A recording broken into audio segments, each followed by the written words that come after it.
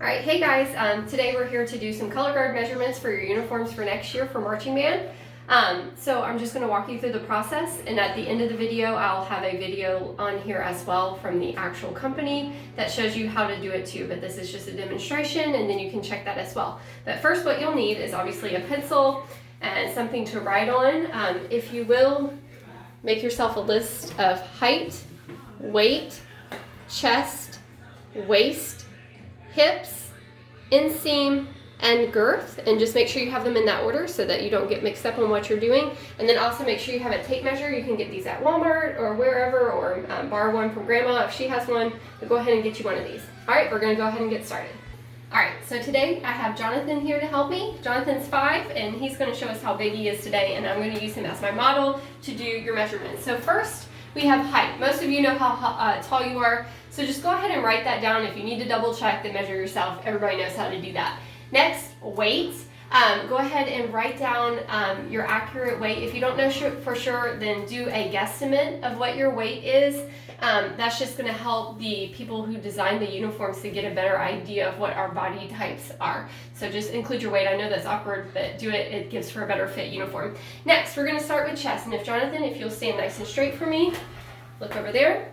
You're going to take your tape measure and have them stick their arms through it. Oh, and by the way, you need a friend to help you do this. If you can get your parent to do it, it's probably the best. That way they can double check it. They're the ones that are paying for our color guard fees, so they're going to want it to be accurate. So when you're doing this, you're going to want to make sure that you're not wearing too baggy of clothes, which Jonathan's shirt kind of is baggy, but make sure you don't have a sweatshirt or something like that on.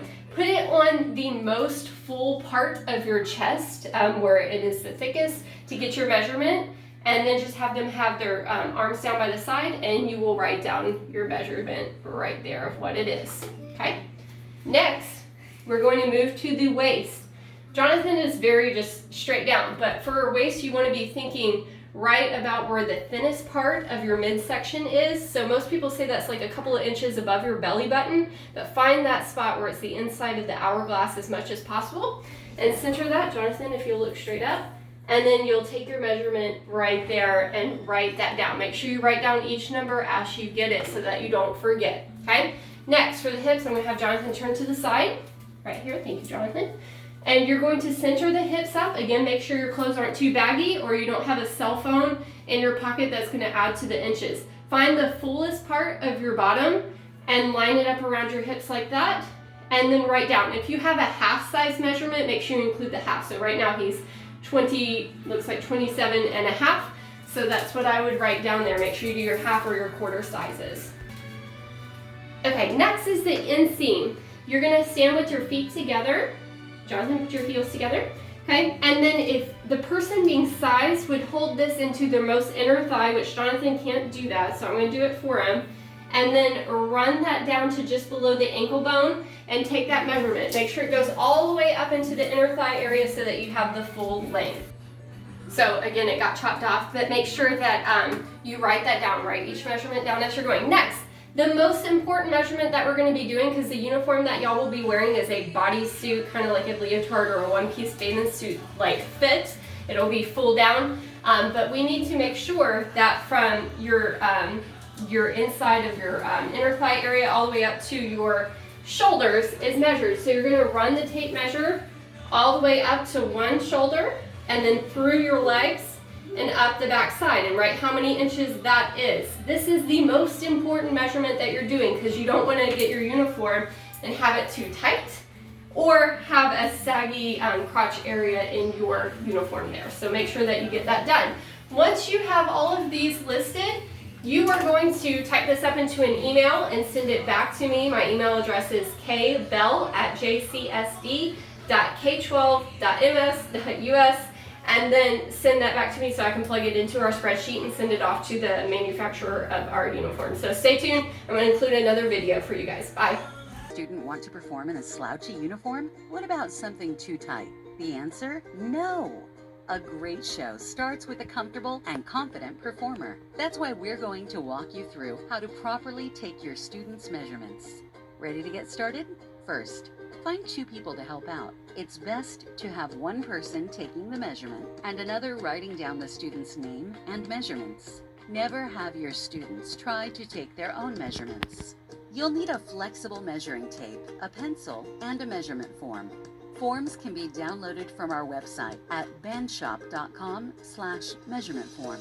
Now that you're all set, let's begin from the top. Place the measuring tape around your student's head, making sure that it's above their ears and eyebrow ridge.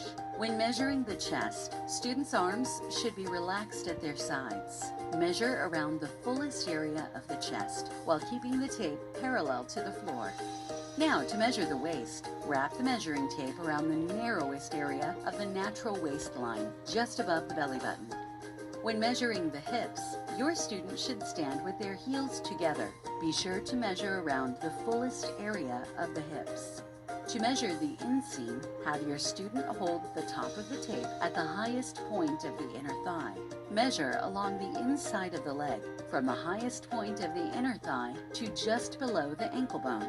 For the girth measurement, measure from the center of one shoulder, between the legs, and up to the same shoulder. Now, measure the length of the back.